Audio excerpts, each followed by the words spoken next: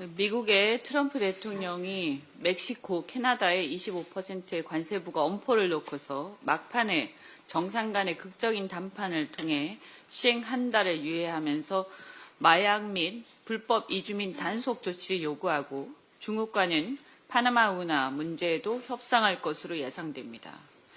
이를 보면 트럼프가 막무가내식 폭군이 아니라 관세 무역을 미국 내 안보, 정치, 사회 문제까지 연결지어서 협상의 레버리지로 삼는 전략적 압박을 구사함을 보여줍니다.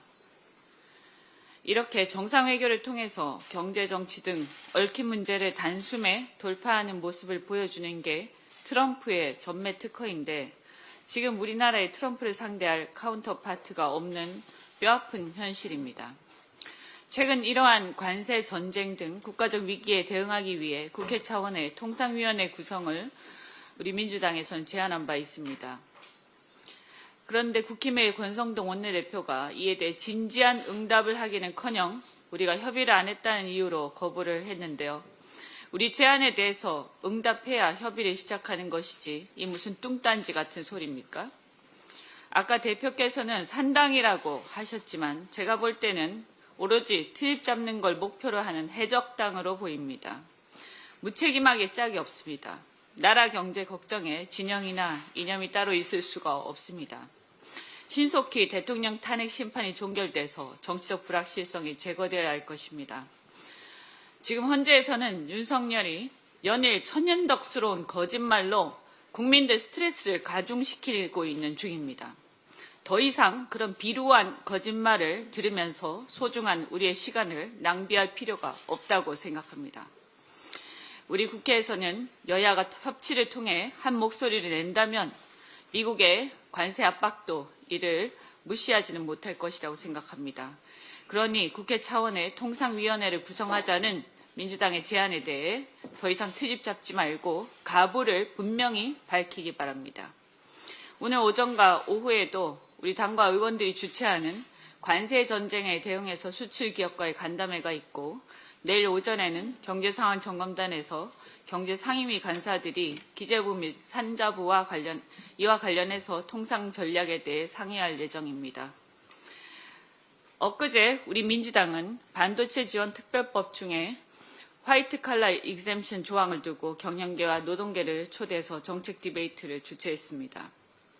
본래 저와 김태년 의원이 각각 대표 발의한 반도체 지원 특별법은 미래전략 산업인 반도체 산업의 발전을 위해서 국가 차원의 위원회를 설치해서 반도체 산업 경쟁력 강화를 위한 계획을 수립하고 전력과 용수 등 필요한 인프라를 충분히 지원하며 보조금과 세액 등 세제 혜택을 주는 것을 내용으로 합니다.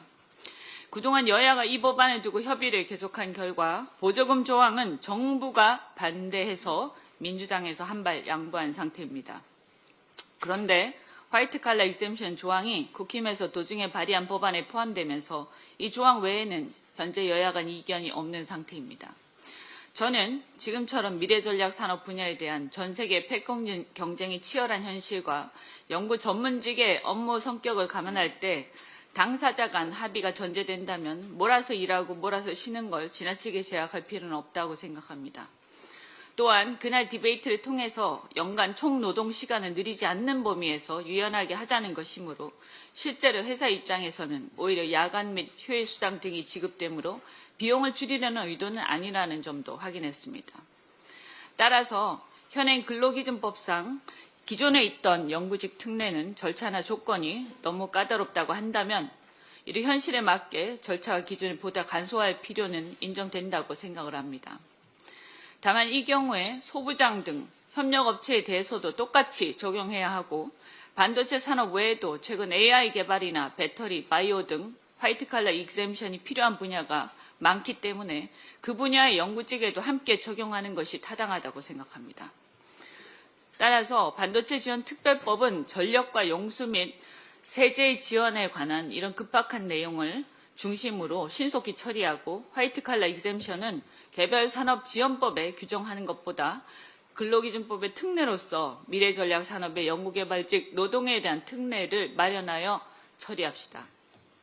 구체적으로 산자위와 한노이 여야가 함께 TF팀을 만들어서 한두 달 내에 미래 전략 산업의 혁신 생태계 전체에 대한 화이트 칼라 익셈션을 규정한 특례 법안을 마련하거나 미래 전략 산업의 연구개발직 고용계약을 아예 새로운 유형의 계약으로 분류하는 방안 등을 종합적으로 검토할 것을 제안합니다. 그래야 법 체계상으로도 맞고 이해관계자들의 의사도 제대로 반영되면서 다른 전략산업 종사자들과의 형평성에도 맞습니다. 국민의힘은 민주당이 이러한 생각을 가지고 종합적으로 검토를 하자고 하는 데 대해서 마치 우리가 이런 연구직에 대한 화이트 칼라 익셈션의 정신 자체를, 그 취지 자체를 전혀 이해하지 못하고 반대하는 것처럼 이것을 왜곡해서 자꾸 정치적 공세를 하고 있습니다. 이런 문제를 가지고 정치적 장난을 치는 것은 온당치 않다고 생각합니다. 국민을 정말 생각하는 건지, 경제를 정말 생각하는 건지 가슴에 손을 얹고 생각해 보시기 바랍니다. 이상입니다.